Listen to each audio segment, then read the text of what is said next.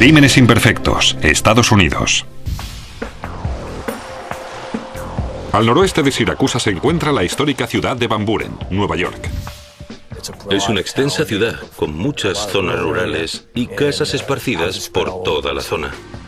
El municipio se remonta a cuando pagaban a los soldados en la Guerra de Independencia. Por eso lleva el nombre de Van Buren, en honor al presidente del mismo nombre. Es una ciudad dormitorio con una población de unos 12.000 habitantes.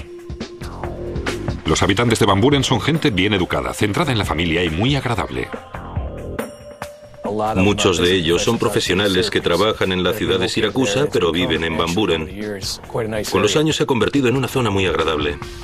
Pero en 2002, una de las buenas personas de Van Buren fue brutalmente asesinada. Para resolver el caso, los investigadores antes tendrían que descubrir una estafa millonaria, unas grabaciones secretas y un espeluznante complot para cometer asesinato. Todo empezó con una llamada al 911. 911, ¿cuál es la dirección? 6 de diciembre de 2002. Nos llamó la mujer de la víctima que, al volver a casa del trabajo, lo había encontrado en casa. Daniel Herbert había sido encontrado muerto en el suelo. ¿Qué tenemos? Varón blanco. Parece que tiene un orificio de entrada justo debajo de la mejilla. Los agentes que respondieron a la llamada encontraron al señor Herbert tumbado, de espalda, con bata, con evidentes heridas en la cara y sangre en el suelo. Parecía que había habido alguna pelea previa. No encontramos ningún arma de fuego, ni ningún cuchillo que hubieran utilizado para cometer el asesinato. Una vez efectuado el registro de la casa, los investigadores se centraron en la víctima. Era evidente que Daniel Herbert había mantenido una pelea que su asesino estaba empeñado en ganar. El señor Herbert recibió múltiples puñaladas y varios golpes en la cabeza. Por lo menos le dispararon 2 veces. ¿Herida de bala? Eso parece. Y también le han apuñalado un montón de veces. Por la naturaleza de las heridas, sabíamos que no había sido una pelea rápida. Tuvo que cambiar de arma, buscar esas armas, coger otras cosas de la sala y luchar por su vida.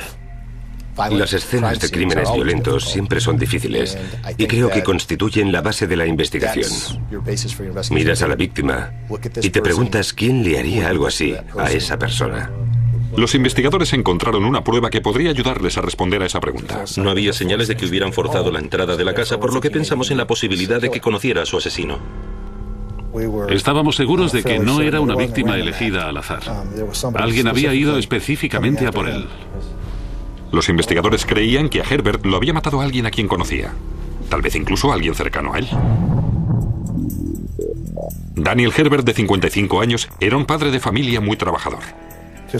Era un hombre normal, por así decirlo. Veterano del ejército, divorciado y casado de nuevo. Tenía hijos de su primera unión y uno del actual matrimonio. Dirigía su negocio, Factor Management Incorporated, desde su casa. Factor Management era la empresa de Herbert dedicada a préstamos de alto riesgo. Sus clientes eran personas que necesitaban dinero para sus negocios, pero no podían obtenerlo de los bancos.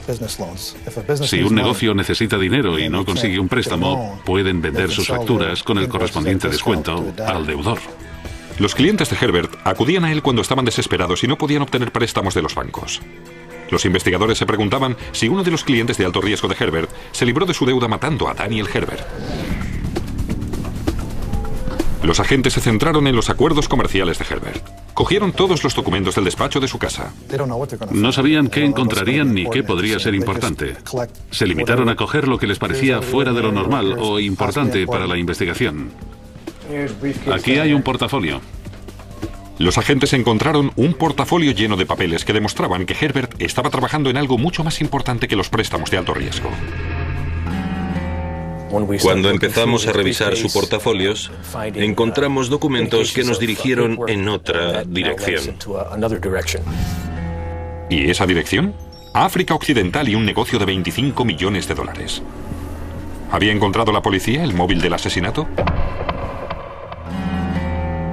La policía estaba investigando el asesinato de Daniel Herbert. Herbert fue encontrado brutalmente apaleado y apuñalado y luego le habían disparado tras una violenta pelea. La noticia de su asesinato se extendió rápidamente por Van Buren, Nueva York.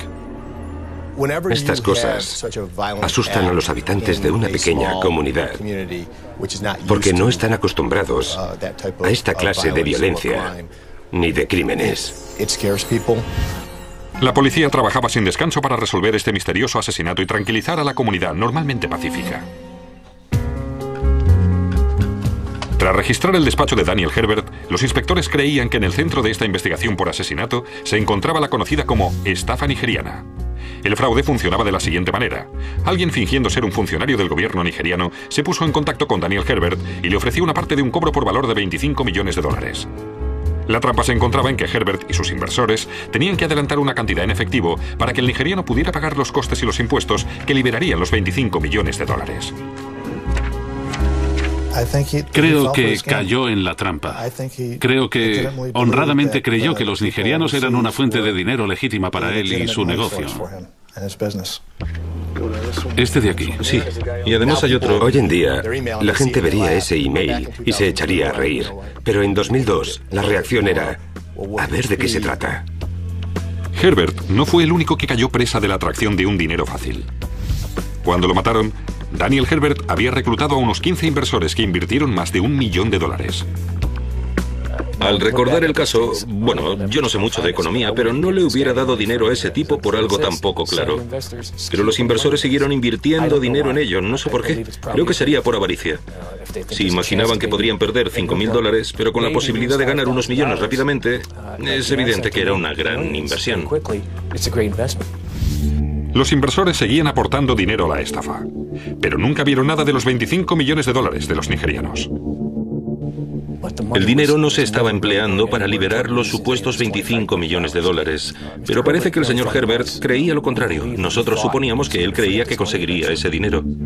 Para mí es sorprendente la cantidad de dinero que la gente invertía en esta estafa nigeriana. Pensándolo bien, si es demasiado bueno para ser cierto, lo más probable es que no sea cierto. Pronto lo veremos. Con tanto dinero en juego, parece que esta inversión demasiado buena para ser cierta fue la causa de que mataran a Daniel Herbert.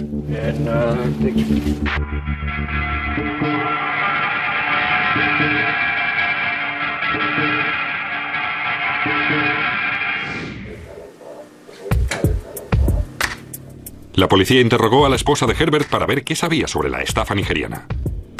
Les dijo que el fraude no se limitaba a la ciudad de Van Buren. El artista de la estafa había llevado a Herbert al extranjero. Realizó varios viajes al extranjero con la intención de obtener su dinero. Fue a París, a Benín y creo que también a Londres. Viajó hasta allí y se entrevistó con supuestos funcionarios de dichos gobiernos.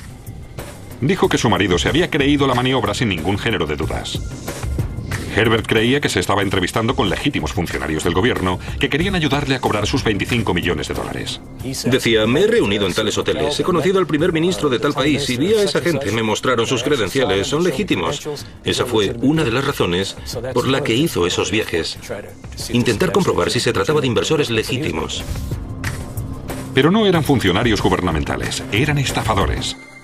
La policía tenía que averiguar si Herbert había descubierto su juego y les había pedido que le devolvieran el dinero. En tal caso, esos estafadores podrían haberse convertido en asesinos.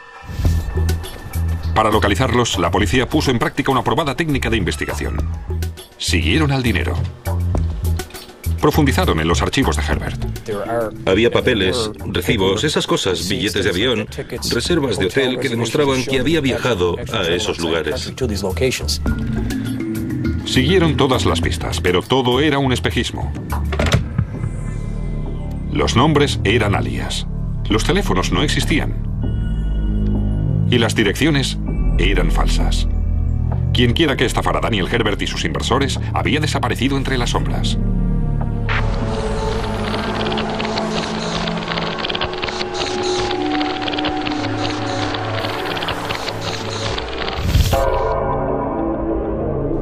Si los investigadores querían detener a los asesinos de Herbert, tendrían que seguir otro camino. La policía volvió a la lista original de inversores. Tal vez uno de ellos se había cansado de esperar su parte de los $25 millones y había decidido que Herbert le pagara de una u otra forma. Las inversiones que habían investido con Dan Herbert variaban en importancia, desde $1.400 hasta más de $250.000. Y además, la persona que más contribuyó con los $250.000 invirtió de nuevo. Esas personas invirtieron un buen dinero con Daniel Herbert con la esperanza de conseguir más. Y todos perdieron hasta el último centavo y más.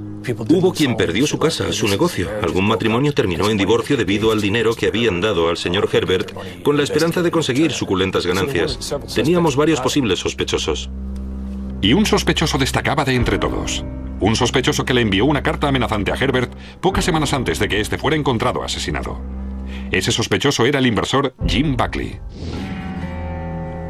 ¿Perdió Buckley la paciencia con el plan de inversiones de Daniel Herbert y estalló?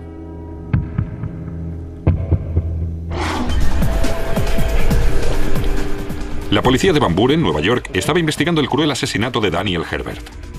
Los investigadores creían que la muerte de Herbert estaba relacionada con la llamada estafa nigeriana, de la que Herbert y sus inversores habían sido presa.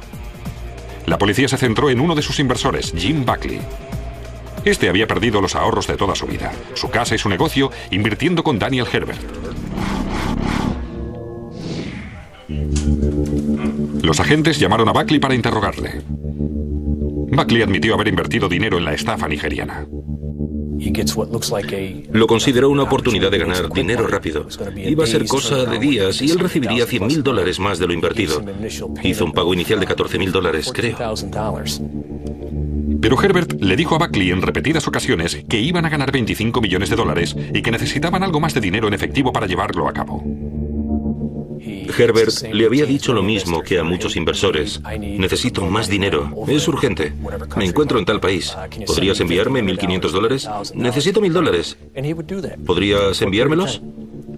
Cuando por fin se dio cuenta de que no iba a recibir ni un centavo, Buckley empezó a enviarle cartas amenazantes a Herbert.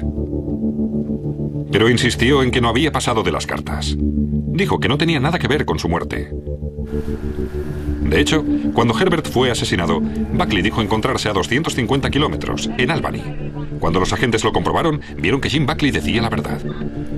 Así que tuvimos que aceptar que no había forma de que estuviera en el lugar del crimen físicamente. Tuvieron que dejar en libertad a Jim Buckley, pero los inspectores seguían creyendo que iban por buen camino, que un inversor descontento estaba tras el misterio. Volvieron a la larga lista de los inversores de Herbert y se hicieron una sencilla pregunta. ¿Qué inversor había perdido más?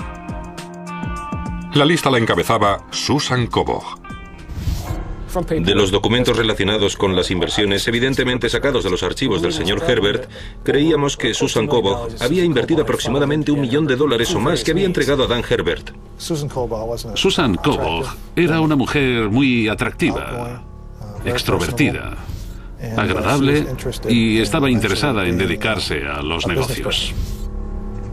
Kobach, una madre soltera de Nueva Jersey, iba a utilizar su parte de la estafa nigeriana para montar un negocio. Cuando profundizaron en los documentos, averiguaron que Kobach había reunido a su propio grupo de inversores. No tenía dinero, era madre soltera, tenía una hija adolescente y vivía en una casa modesta. Y ahora Kobach había perdido más de $1 millón que no eran suyos. Cada vez teníamos más claro que Susan Kobach era la persona a la que debíamos interrogar. La policía analizó los informes financieros, estados de cuentas y su cartera de inversiones. Fue entonces cuando descubrieron que Kobach se lo había jugado todo con Daniel Herbert. Parecía que Kobach había sacado un seguro de vida a nombre de Herbert para garantizar su inversión. Esa clase de pólizas de seguros de vida aseguran la vida de una persona, que es esencial para hacer un negocio. Sin esa persona, la aventura comercial no llegaría a buen puerto, por lo que se le da un valor monetario a su vida. El beneficiario de dicha póliza era Susan Kobach. Cuando se activó la póliza, creo que fue por $2,5 millones. La incrementó en una o dos ocasiones hasta más de $7 millones. Susan Kobach tenía $7,5 millones de razones para ver a Daniel Herbert muerto. ¿Pero podría probar la policía que era una asesina a sangre fría? Los agentes que investigaban el salvaje asesinato de Daniel Herbert se habían centrado en Susan Kobach. Los informes probaban que Kobach había invertido $1 millón con Herbert. Dinero que Herbert perdió en una estafa nigeriana. Cuando estudiaron a fondo dichos informes, encontraron una póliza de un seguro de vida por $7,5 millones a nombre de Daniel Herbert.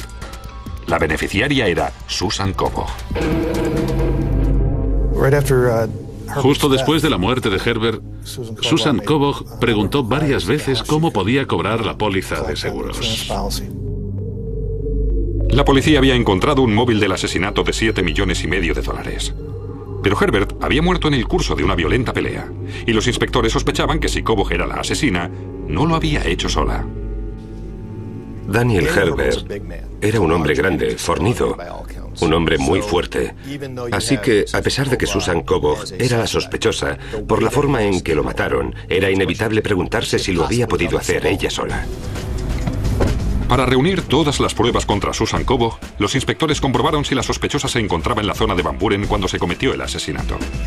Lo comprobaron en los hoteles locales. Le gustaba hospedarse en un determinado hotel, así que enviamos agentes a ese hotel para ver si podían verificar que Susan Kobach estaba aquí a la hora en que tuvo lugar el asesinato. Conseguimos encontrar un recibo que demostraba que Susan Kobach se había registrado en un hotel local de la zona la noche del 5 de diciembre, la noche antes del homicidio. Otra pieza del puzzle que encajaba. Kobach se encontraba en Van Buren cuando Daniel Herbert fue asesinado.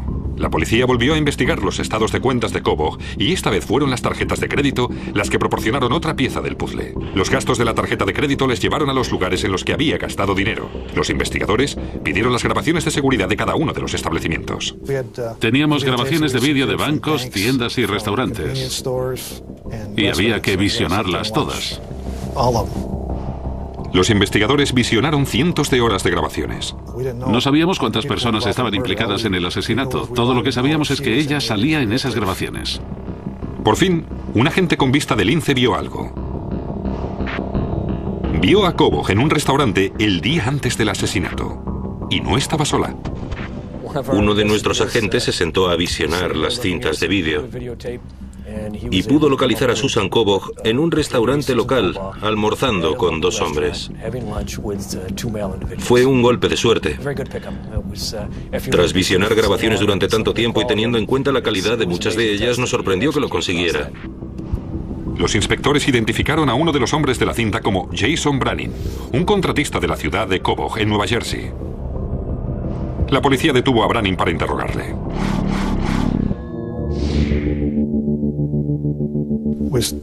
Nos sentamos con Jason y le preguntamos qué había hecho el día del homicidio.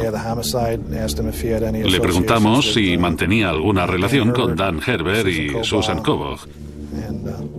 Al principio lo negó, incluso haber estado en Nueva York.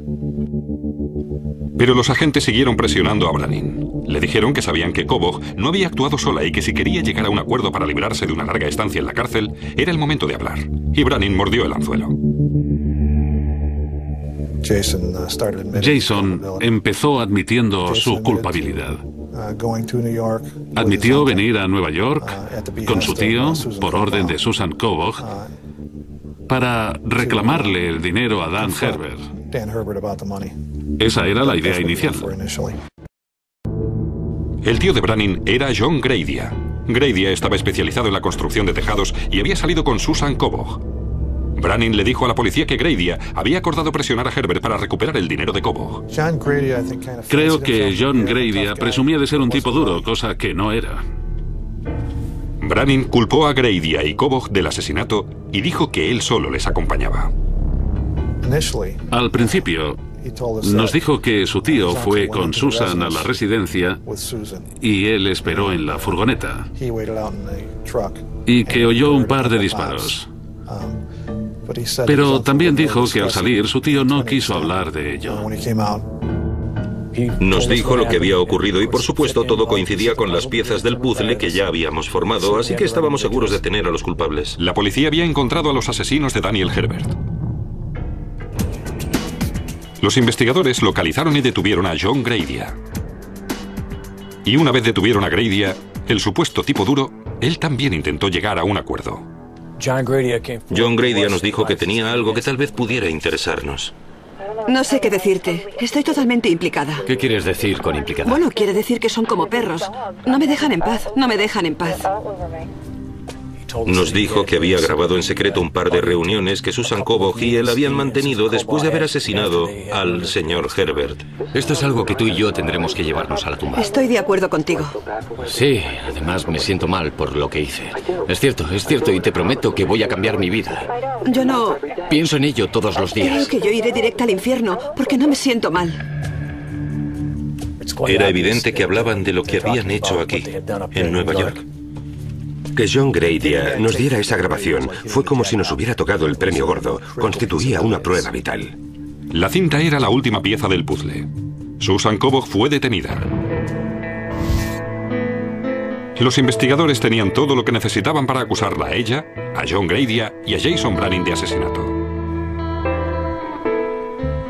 Susan Kobach era una mujer manipuladora, fría y calculadora.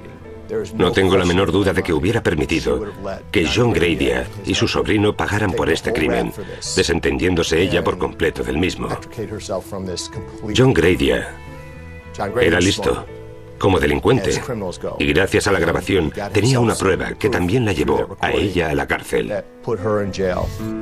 Susan Kobach se declaró culpable de asesinato en segundo grado y su condena fue de 20 años a cadena perpetua en la cárcel. John Grady fue acusado del mismo cargo y recibió la misma condena.